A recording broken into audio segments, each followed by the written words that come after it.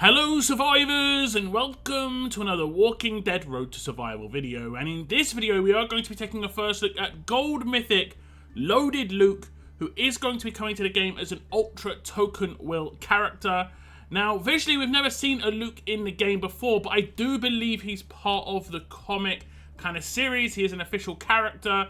I did kind of assume he was the same Luke that's part of Magna and Yumiko's group that was in I believe obviously the comics, but also to be in the Armory, and I was right when I actually checked him out in my teaser video earlier in the month.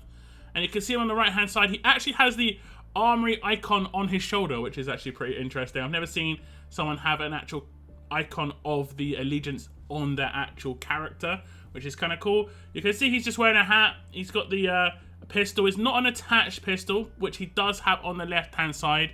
So again, we might see that weapon come into the game in a different way.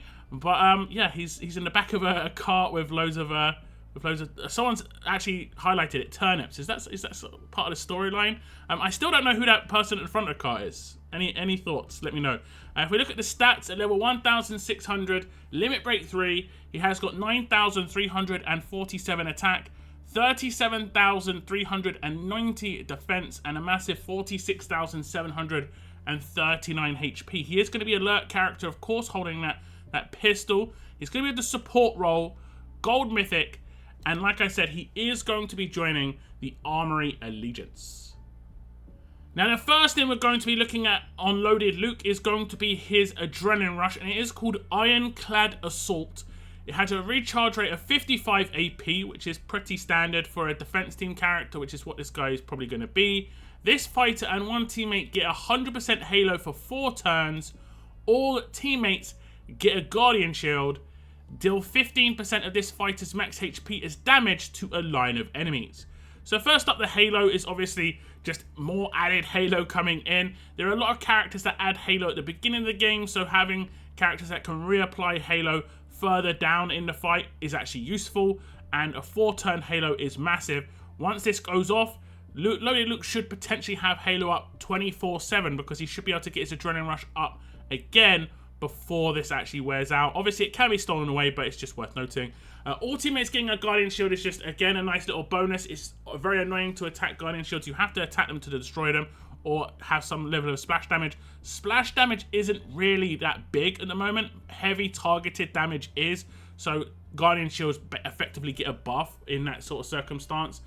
Deal 15% of this fighter's max HP as damage to a line of enemies. His base HP is his highest stat at 46,000.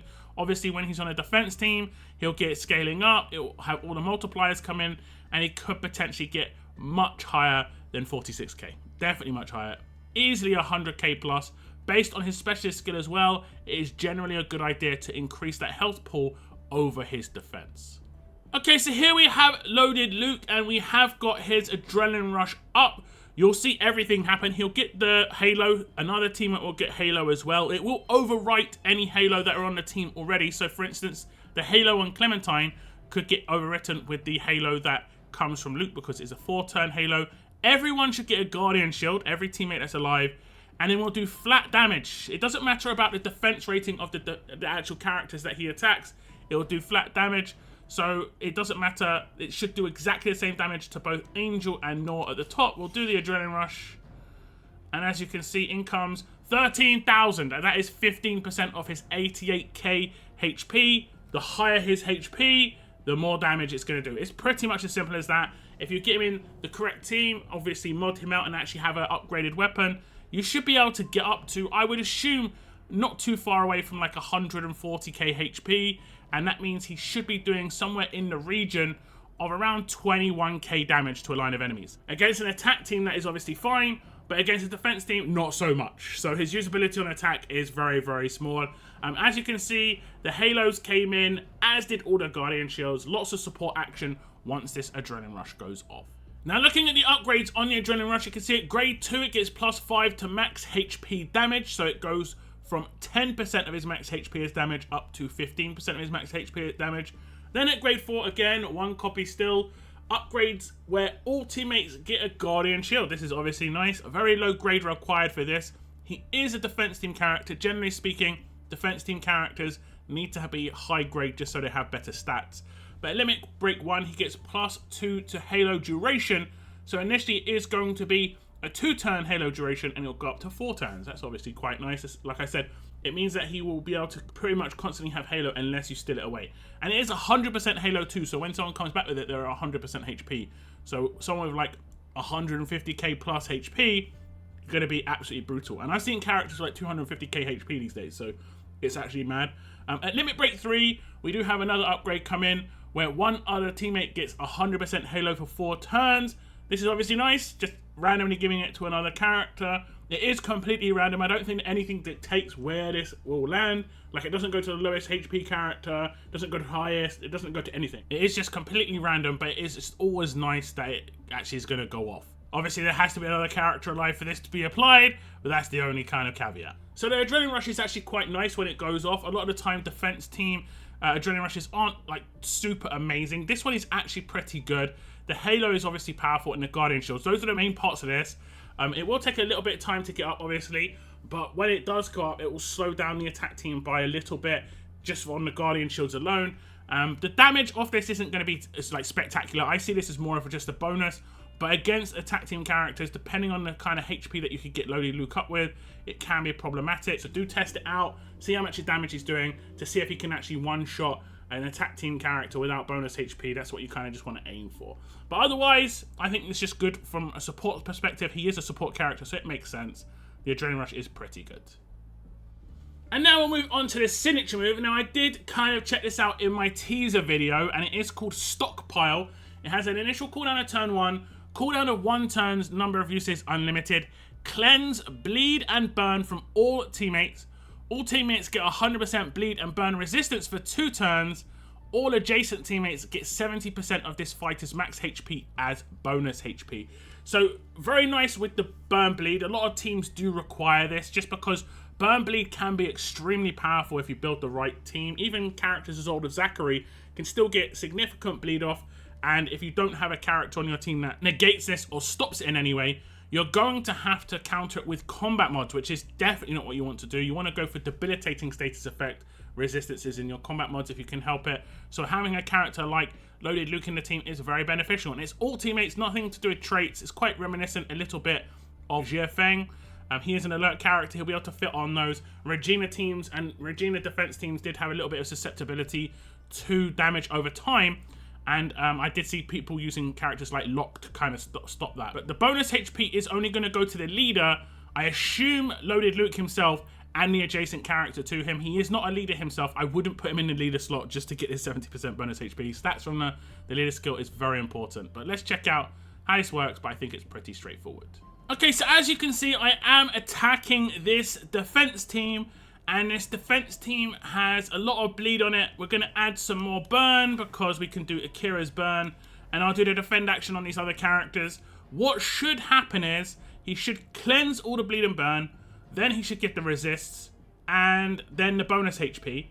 And it will only be to the characters that are next to him. So in this case, it would be the Ezekiel and the Trip. If there were characters on the top row, they would not receive this. They would obviously have the cleanse come in, but they would not receive the bonus HP. If I just do the defend action, we'll just see it in action. It's pretty simple. Cleanses come in, no burn and bleed coming, which would one-shot those 2 characters, obviously.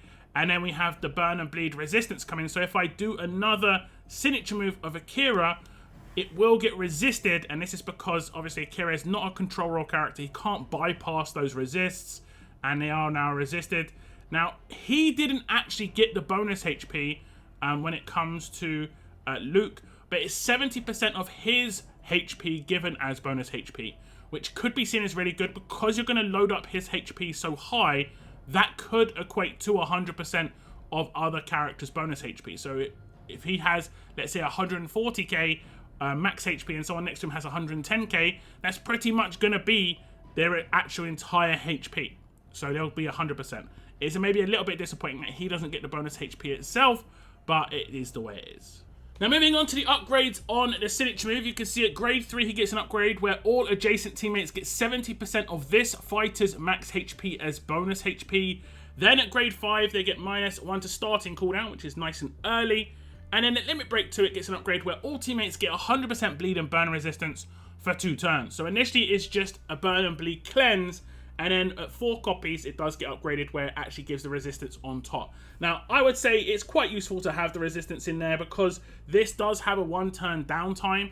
He will be doing it every other turn, which is actually pretty good. He'll be constantly cleansing any burn and bleed. So if somehow there is a control role character that kind of sneaks in, he'll still be able to cleanse it every other turn. You can't realistically build up enough burn and bleed with 1 turn to actually take out a really high HP character at the moment. So this is actually really nice that it's just going to be constantly going off.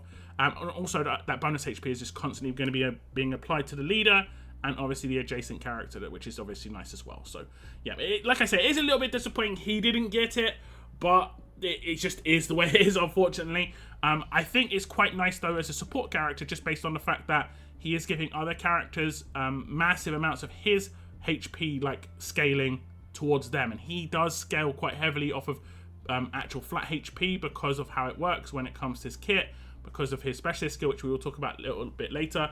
And the way I see it is, if he's giving bonus HP to those 2 adjacent characters, he becomes more of a target rather than you targeting other characters. And there are other parts of his kit which kind of punish you for targeting him, so we can check those out in a minute. But I think it's quite a decent signature move. We did, like I say, check this out in my preview before.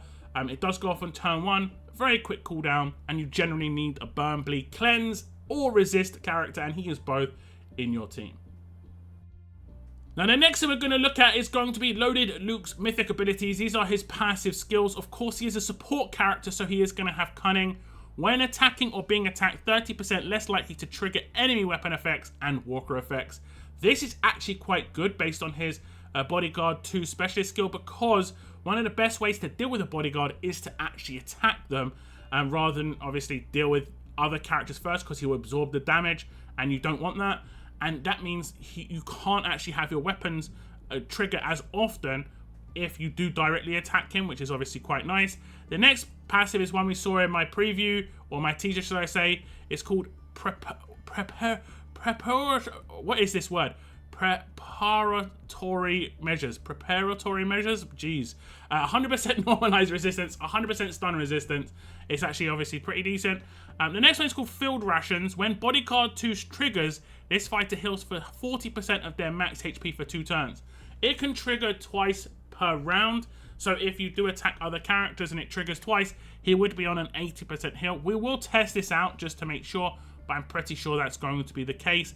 And it would last for 2 turns as well, which is decent. The last one has got a bit of a spelling error, so obviously just don't pay too much attention to it. It's called Barbed Wire Body Armor. When being attacked, it's deal 6% of this fighter's defense as bleed damage for 2 turns to the attacker. Now, I will say, obviously, it says minus 6%, but that's just a bit of visual error there. I did pass it on to Scopely. Hopefully, that'll be fixed when he is released.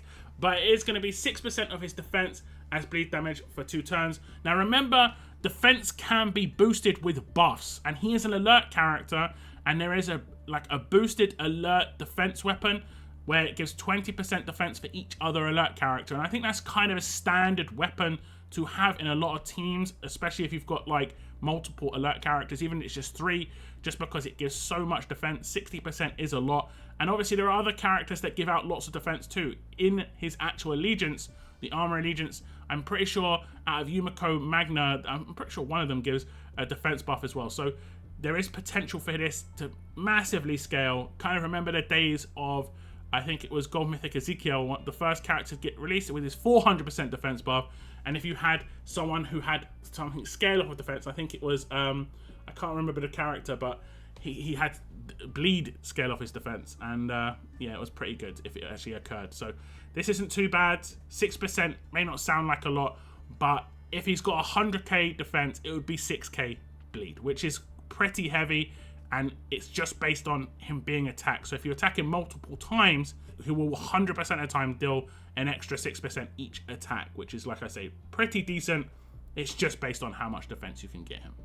Okay, so as we start the fight, you can see I have got Loaded Luke on a defense team, and if I do some attacks against him, I will have bleed added to my current amount of bleed, which is based on another character in its defense team. And obviously, bleed stacks of bleed. If it was burn, it'd be a problem because it'd be quite low amounts, but bleed just stacks up.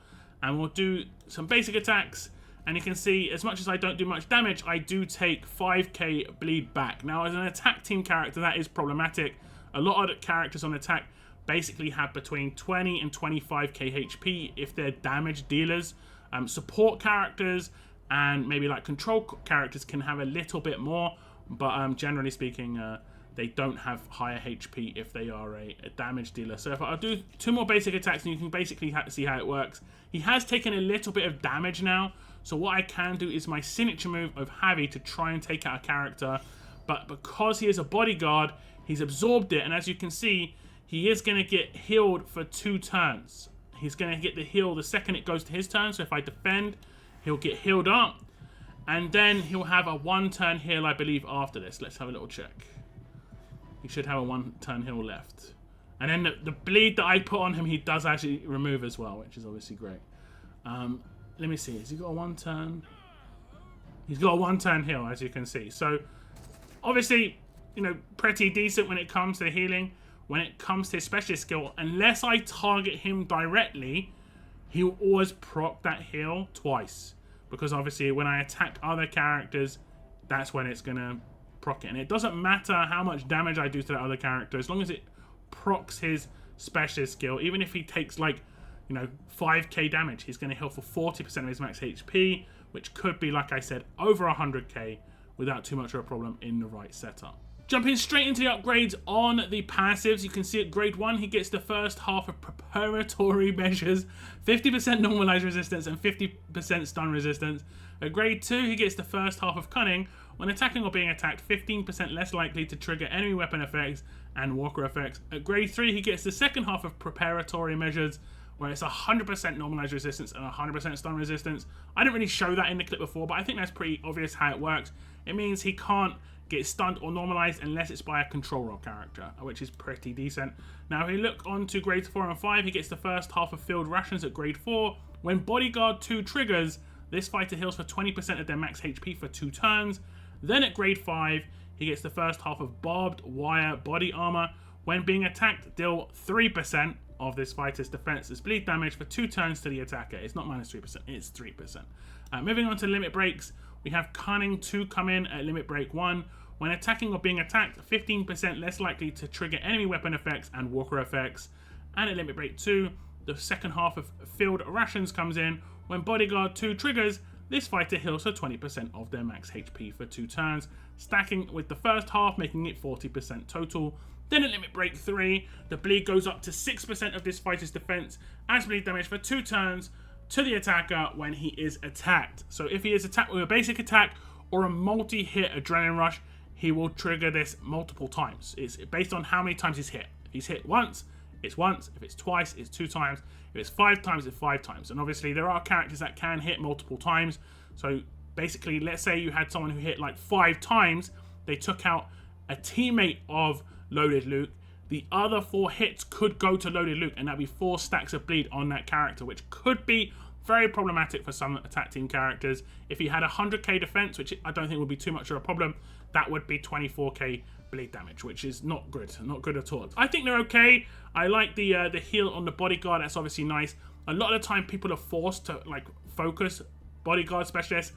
It is generally a good idea to have 2 Bodyguard specialists in the same team, because it can just be hard to manipulate how to like attack those teams. And I like the normalize and stun resistance, because obviously if he is stunned, his specialist skill does not work. So that's just worth noting. That's why it's a good thing he gets the 100% stun resistance, and you can focus those mods on other things. Pretty much as simple as that.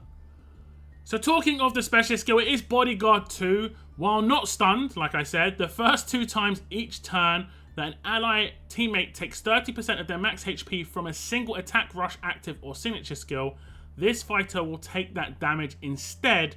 Damage transferred this way will be reduced by 75%. So this means that, obviously, when he's not stunned, which he has 100% stun resistance, so he's not likely to get stunned too often. And then when a teammate's attacked, let's say they get Adrenaline Rush for 100,000 damage, he would reduce it down to 30,000, sorry, down to 25,000. It's a 75% reduction. And then obviously, then he'd proc his passive to heal himself for 40% of his max HP. If he did that and he had 100,000 max HP, He'd heal himself for 40,000 at his next turn when he took 25,000. I think the potential of that combo is really, really nice. Like I said, I would definitely team him up with another Bodyguard specialist just to make it a little bit harder to cheese certain aspects, because you can just straight up target Loaded Luke and it won't be as much of a problem. But then you could obviously team up Loaded Luke with other characters that you don't want to get targeted, where people are forced to look at Loaded Luke. And that's why 2 Bodyguards is good, because it's 4 attacks that you have to do, generally speaking, to manipulate that kind of thing, which is obviously nice. But it's up to you how you want to do it. The double Bodyguards has been a thing since when they were first released, though. Now, he doesn't have an attached weapon, but I think it's pretty straightforward. Lots of stats. He does get good scaling off of his defense when it comes to the bleed damage, but I wouldn't necessarily say I'd focus on that. I'd focus on just more his survivability and his overall, like, kit potential when it comes to Bodyguard 2.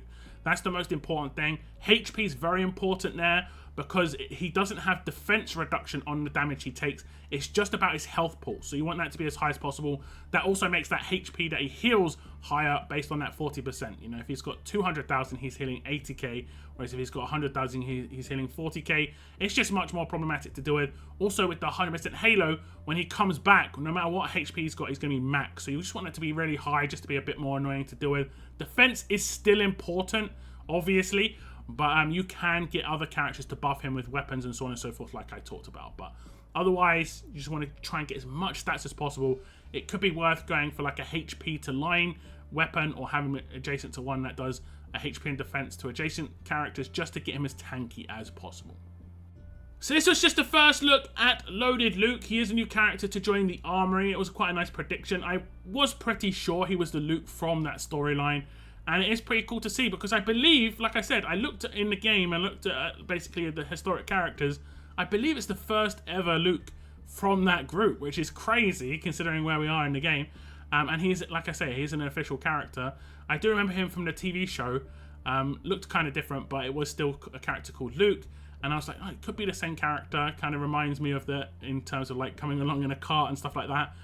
But it seems to be him. He's in the Armory. He's going to be joining Magna and Yumiko as part of that group, and I think is Kelly in that group as well. So there's a defense team kind of in the making there. Do tell me your thoughts though on Loaded Luke coming to the game as an Ultra Token Wheel character. I want to thank you very much for tuning in, and as always, keep on surviving, guys. Keep on surviving.